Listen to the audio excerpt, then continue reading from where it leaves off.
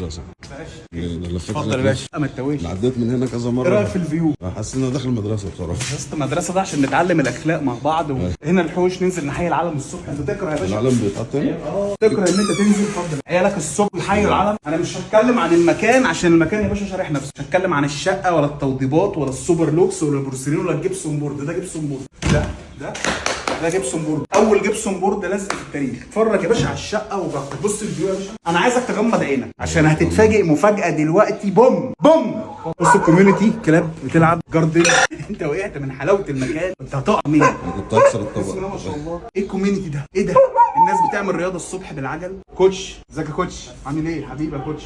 رجل اعمال العجله بيلف التراك، ناس بيمشوا الكلاب. كوميونتي فظيعه. اتفرج يا باشا، انت ارضي بس انت مرتفع، معزول عن العالم، محدش شايفك، محدش سامعك. انا واقف كده اللي معدي مش شايف. قلع لك ملط، قلع لك ملط في المكان عشان تصدق البرايفسي. لا بس هي مجروحه. لا مش مجروح انا ولا حد شايف. انت معزول يا باشا عن العالم. حبيبي يا عم احمد صباح الفل. عزل تام. فيو. ايه ده؟ ايه البلكونه دي؟ ده كوميونتي تاني. دي بص بقى على حته تانيه اللي هناك كانت على ناصيه، دي نص تاني خالص. بص كده الشباك ده في مصر كلها امريكان كيتشن، المطبخ مفتوح على الصاله كده. في الشباك ده في الدنيا يا عم. صباح الفل. ماشي هجيلك. انا شايف ان احنا نخلص نكتب عادي. انا اشوف اولاد بس. اولاد ايه؟ واحنا عملنا بالاولاد. هم هتبقى باسم الاولاد ولا باسم صاحب القرار ولا هم؟ طب هات لي الاولاد بقى. فرج الاولاد. اجيب لي الاولاد من الصوصه ويجوا. انت في حفظ الله يا باشا. ابعت لي الاولاد انا اقنعهم.